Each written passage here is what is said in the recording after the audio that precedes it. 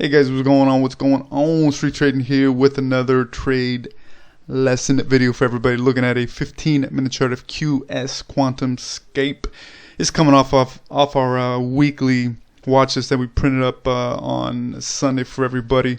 It was just obviously, we put up our weekly. We don't know when these levels are going to get ready to rip, and you just gotta be ready. Obviously, at the end of the day, what we do is we obviously set our alerts.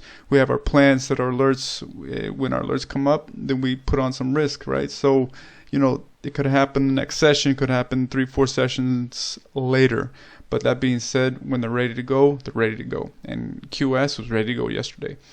Didn't happen on Tuesday. Had a little bit of a dip on Tuesday. Ripped on Wednesday session, and we caught every bit of the fucking move. It was a very, very solid trade for us to the upside, obviously. Let's get into how we ended up trading this thing, why we ended up trading this thing, what we were looking at, and the levels we ended up risking off of. We actually took a small little, scaled in the beginning, took a small hit on the pullback, then obviously stayed in the saddle, got right back in it, and we ended up ripping this thing to the upside on a second trade for the session.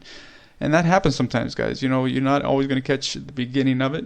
Sometimes you catch the beginning of the meat of the move, or the end of the meat of the move. But nonetheless, you got to stay in the saddle, right? Stay in the saddle. Anyway, let's get into the details of lows we ended up risking off of, how we ended up trading this thing to the upside.